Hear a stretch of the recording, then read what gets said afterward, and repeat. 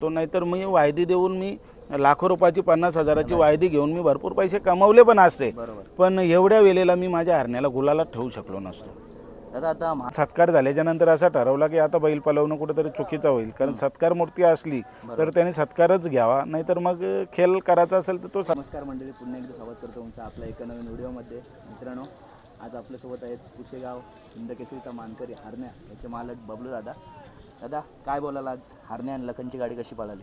हरणीची आणि लखनची गाडी ते आपल्या वाड्याचे जे बंडूनाना आहेत त्यांच्या आणि लखनचे जे मालक आहेत त्यांच्याशीच बोलणं झालं आणि त्यांनी दोघांनी पैरा करून आज गाडी पळवण्याचा विचार केला होता। दादा आता हरण्याचा पावसाळ्यातील नियोजन कसं आहे? म्हणजे हरण्याचं पावसाळ्याचं नियोजन असं की मागच्या वर्षी 2023ला पण मुंबईलाच बैल होता आणि मुंबईवरूनच अपडाऊन मोठे जर मैदानं असली का मुंबईवरून अपडाऊन करायचो आणि 15-20 दिवस इथं नानाच्या इथं पण सातारा वाड्याला ठेवायचो।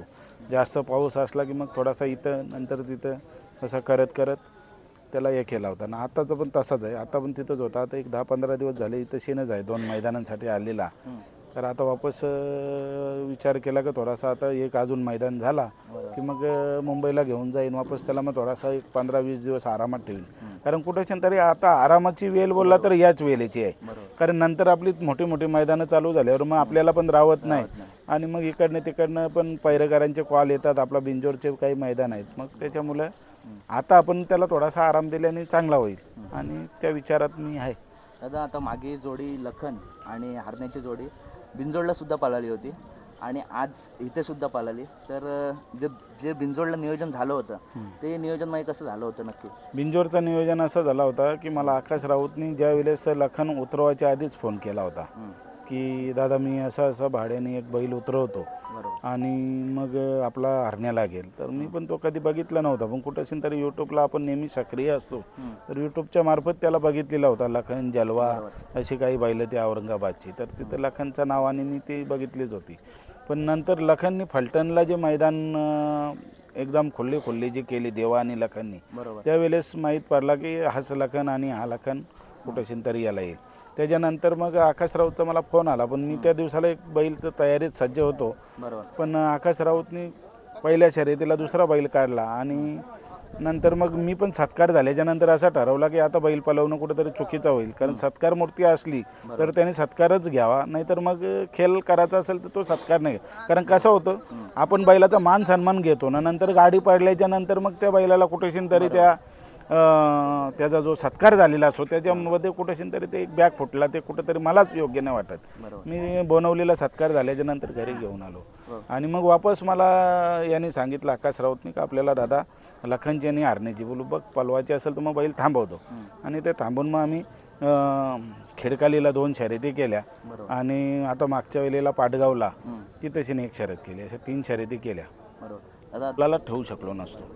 दादा आता महान भारत केसरी नंतर मांगळे यांच्या सुंदरसोबत जिथून हरण्या थारचा मानकरी झाला आहे तिथून हरण्या अजिबात थांबत नाही, ज्या मैदानात जातोय ते फायनलमध्ये राहतोय, बिंजोडला सुद्धा जबरदस्त पळतोय, तर हरण्याबद्दल तुम्ही काय बोलाल? हरण्याच्याबद्दल मी तुला सांगतो, हरण्या घोड्यातला बैल होता, ज्या वेळेस मी मुंबईला आणला बिंजोरसाठी त्यावेळेस त्याचा घोड्याच्या जोडीला पळणारा स्पीड दुसऱ्या बैलाला सहन होत नव्हता, त्याच्यामुळं गाडी कुठेशी तरी ट्रॅक सोडून थोडीशी साईडला जायची।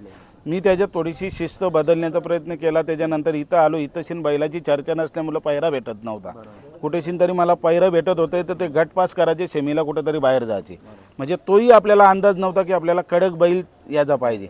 नंतर हरण्याने जी शिस्त घेतली तेव्हा हरण्या पल दाखवायला लागला, तेव्हा ऑटोमॅटिक पैरे यायला लागले। त्याच्यानंतर तुम्हाला तर मागच्या बाईटमध्ये सांगितलं पैरा कसा झोलाला, महान भारत केसरीच्या टायमाला मग सुंदर पांगडे तात्यांचा ना हरण्या यांनी दोघांनी जो तेवढा मोठा मान मिळून दिला आणि मग त्या मानापासून हरण्या हा प्रत्येक फायनलला कुठेशी तरी गुलालात, भले तो जसा पायरा असेल त्या हिशोबाने तो गुलाल आमचा, पण तो गुलालातच आहे आणि त्याच्यात हे नाही। उलट मी काही बैलं बघितली, टॉपची बैलं होती ती कुठेशी तरी 2 पावलं 1-2 महिने रिवर्स आली, वापस ती आज कमबॅक झाली, म्हणजे कुठेतरी त्यांची धडसोड झाली, पण मी माझ्या हरण्याची धडसोड होऊन दिली नाही, कारण मी हरण्याला एकदम पद्धतशीर आणि एकदम वेळेनुसार मला जर वाटलं तर मुंबईला घेऊन 15-20 दिवस आराम त्याच्यात मी पलवतो, त्याच्यात पवंडी देतो, त्याच्यात रेचल देतो, असं मी त्याचं शरीर मेंटेन करून ठेवलेलं, म्हणून आज गुलालात आहे। दादा आता नवीन नवीन बैलगाडा शर्यतीमध्ये जी नवीन पिढी येते त्यांना संयम बैलगाडी क्षेत्रामध्ये किती महत्त्वाचा आहे त्याबद्दल काय बोला? नाही, संयम तर ठेवणं जरुरीच आहे. कारण बघा, आपण हा जो खेळ खेळतो हा हार जीतचा खेळ आहे. बरोबर त्याच्यामुळं हार झाल्याच्या नंतर थोडीशी माणसाला चीड येतो बरोबर आणि जीत झाला तर मग माणसाला एकदम ओव्हरलोड आनंद येतो. त्याच्यामुळं हे दोन्ही गोष्टी आपल्याला संयमतेने पाळायला म्हणजे जीत झाली तर एवढा पण आपण हवेत जायचं नाही की आम्ही आपल्या हवेच्याचा गुलाल आपल्या काही कपाली लागलेला नसतं. मी तुम्हाला बोललो जसा बैल असेल तसा. जर पैरेकरी आपल्याला जर नाही भेटला तर तुम्ही कुठं शिन त्याला घेऊन जाणार आहात, कोणत्या पद्धतीत पळवणार आहात. आणि हार झाली तर तुम्ही कसं कमबॅक करता येईल, आपल्याला पुढच्या वेळेला कोणता बैल घालता येईल, या पद्धतीनं आपण बैल घालून जर थोडासा कुठं तरी नावलौकित केला तर काही अडचण नाही. आणि राहिला आपला स्वतःचा आपला परिवाराचा उद्योगधंदा आपण काय असेल ते व्यवस्थित करून त्यांनाही सेटल करून, कारण त्या क्षेत्रातच सर्वच त्या क्षेत्रात आहेत असं नाही. त्याच्यामुळं आपला परिवार आपला सर्व काही चाली रूढी सगळे त्या व्यवसायाच्या अवलंबून आहेत. तर त्याच्यामुळं व्यवसाय आणि हा क्षेत्र असं धरून आपण जर व्यवस्थित जर खेळलो आणि संयमता जर ठेवली तर आपल्याला कुठेही अडचण येणार नाही. चांगला असा संदेश दिलात तुम्ही आणि हरण्याला सेमीसाठी खूप खूप शुभेच्छा आणि एवढा टाईम दिलात त्याबद्दल धन्यवाद. थँक्यू, धन्यवाद.